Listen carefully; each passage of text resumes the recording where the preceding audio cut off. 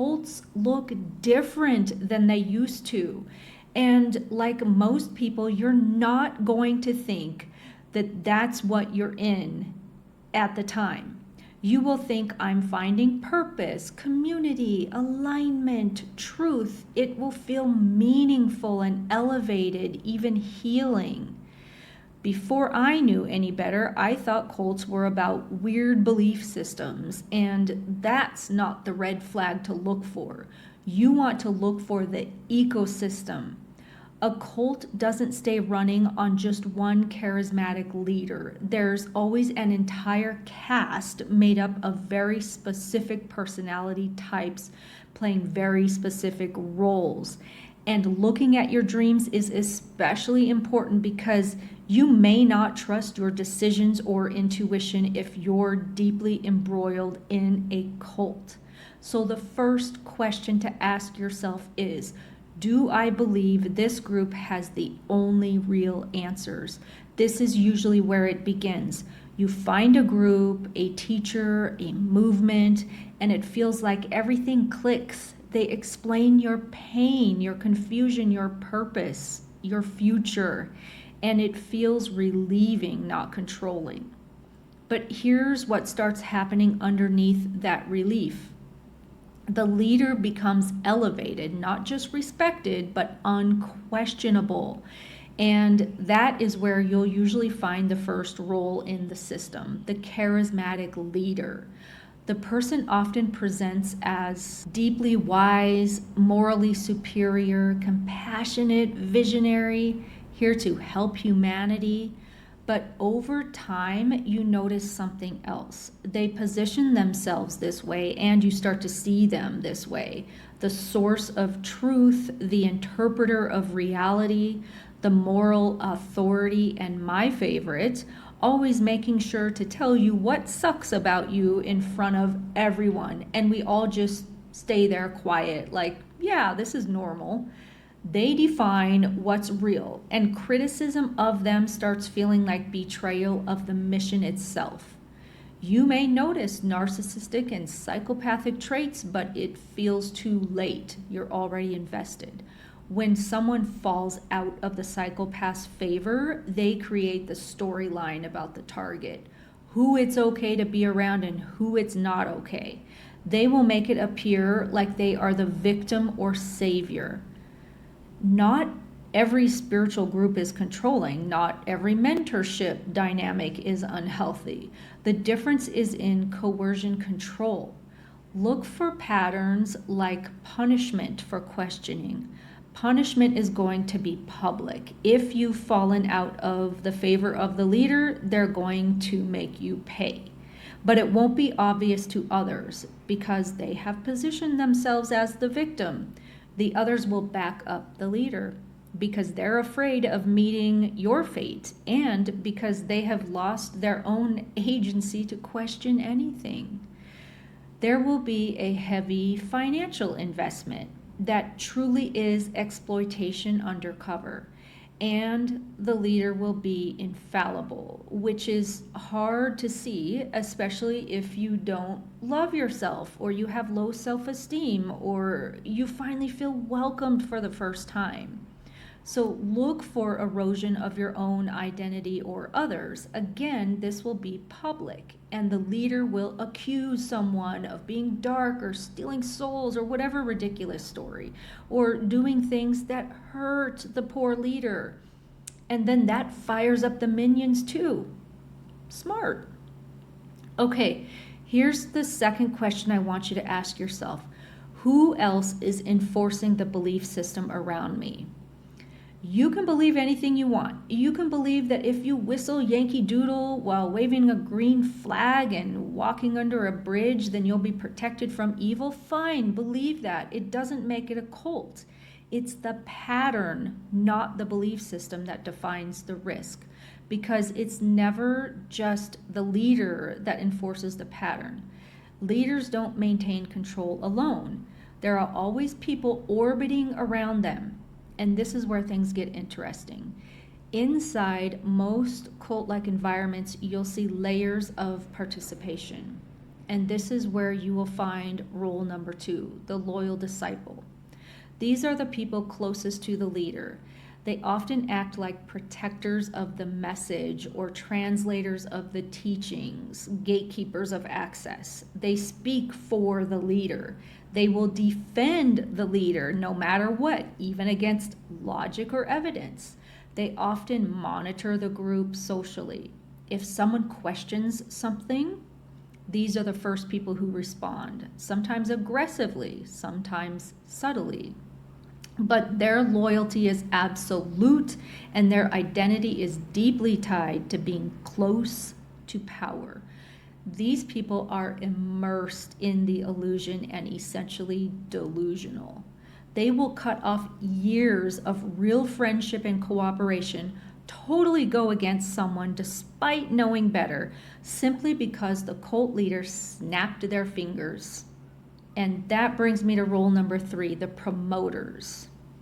These are the ones amplifying everything outward. They may push the narrative on social media, recruit new members, share testimonials, promote teachings publicly. They're highly visible, highly enthusiastic, often framing themselves as advocates for truth or healing. But psychologically, what's happening is this. Their identity and relevance now depends on the group continuing to grow. So defending that group becomes defending themselves.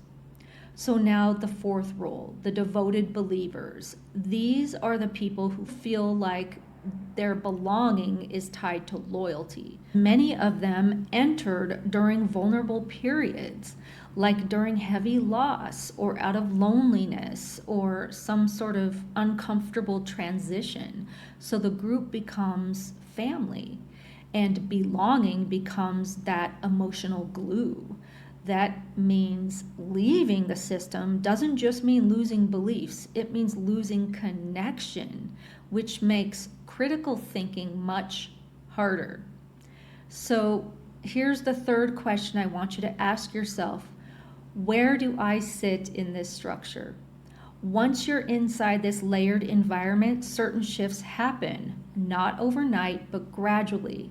You may notice your identity shifting. You speak differently, you use insider language, or emotionally you change. You feel defensive when you're questioned. You feel morally elevated, or that you were at a higher vibration than others, and you feel chosen or awake. And socially, you spend less time outside the cult. You trust insiders more than family, and you feel misunderstood by outsiders. And the deeper you go, the harder it is for a reality check, because everyone around you is reinforcing the same view. Not everyone in a cult is malicious. Some are power driven, but some are attention driven. Some are belonging driven. They are there because they feel seen, they feel accepted, they feel purposeful, which makes the structure self-sustaining because everyone is getting something. When people exit a cult and look back at their own experience, they can see all these roles clearly. At the time, they just thought they were in a community. They didn't realize that they weren't allowed to be powerful, that the narratives were being enforced by fear tactics, that there was a powerful recruitment process, or that they started to depend on their place in the group for their identity. So now that you see this structure, the leader, the loyal disciples, the promoters, and the believers, the next question becomes, what happens internally when you're inside that system? Loss of autonomy. And for you, it will show up in your dreams long before you know what you've gotten yourself into. That's the part I want to talk about now, because dreams do not care about your denial. They will show you power dynamics exactly as they are. I'm going to read you some dreams I've collected over the years from someone slowly realizing that they were in a cult. In the first dream, the person says, I was trying to get into a restaurant that the leader owned, and the entire dream revolved around trying to gain access, trying to be allowed in, trying to prove I belong there. Okay, on the surface, it looked like this dreamer may have some sort of problem, maybe about trying to prove their worth, and indeed they were vulnerable in that area. That's another reason why they got pulled into this cult. It was about approval hierarchy, because in cult environments, approval equals worth.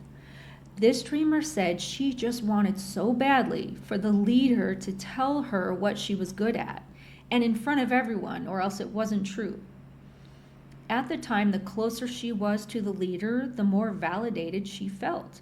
So, dreaming about traveling to their territory, trying to enter their sacred space, it's about blind devotion and low self-esteem, being taken advantage of, and that you are subconsciously organizing your identity around proximity to power.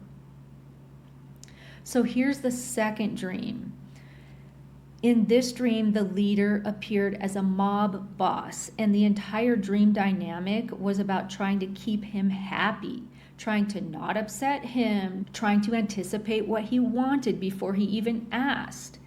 If you have a dream like this, that's not mentorship energy, that's fear-based authority.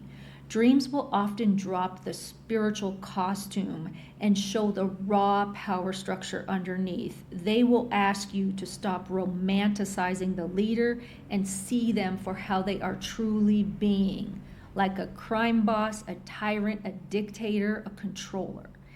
It can be tricky because in your dream, the cult leader may not be there. Someone else may be playing that role in the dream because you're still in denial.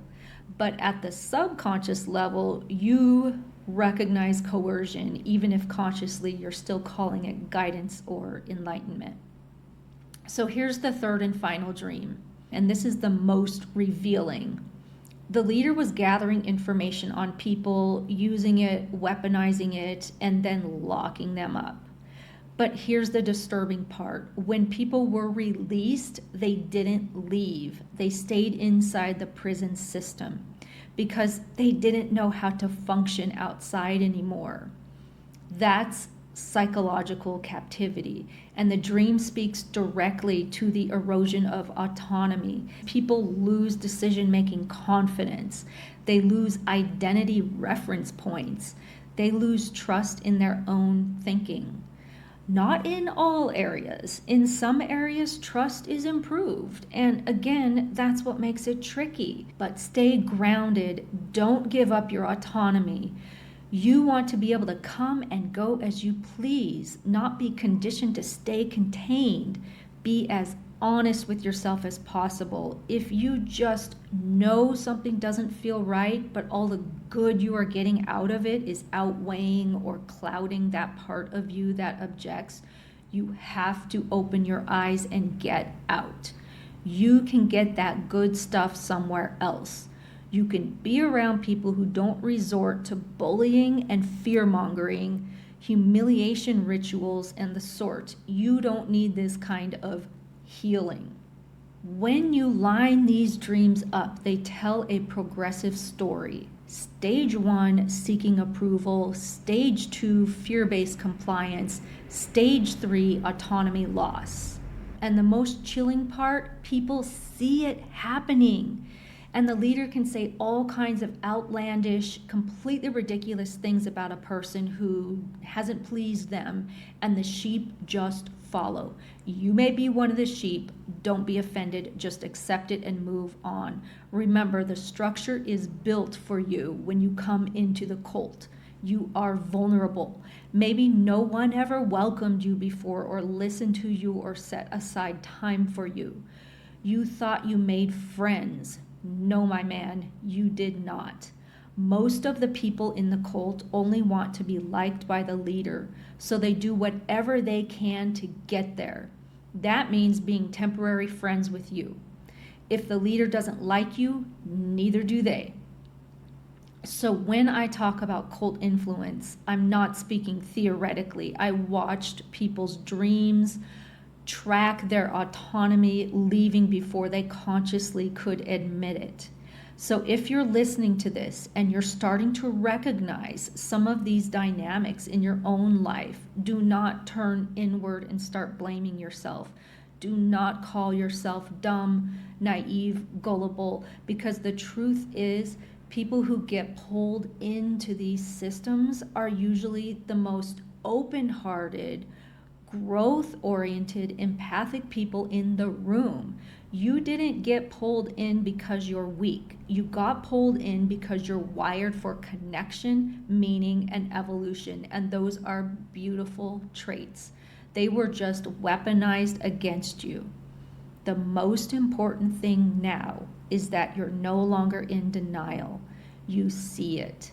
And once you see it, you're back in the driver's seat. You get to decide who has access to you, who influences you, who gets to speak into your reality, and that is sovereignty. If you want help understanding how all of this is showing up in your dream life, because it will, I want to invite you into Dream Space. That's my weekly community where you can bring your dreams and I'll help you decode what your subconscious is revealing about your environment, your relationships, and the group dynamics around you. Because your dreams will always tell you the truth, even when your waking life is still catching up. I'll put the link below, and if this video woke up something inside you, trust that. You're not late. You're right on time waking up.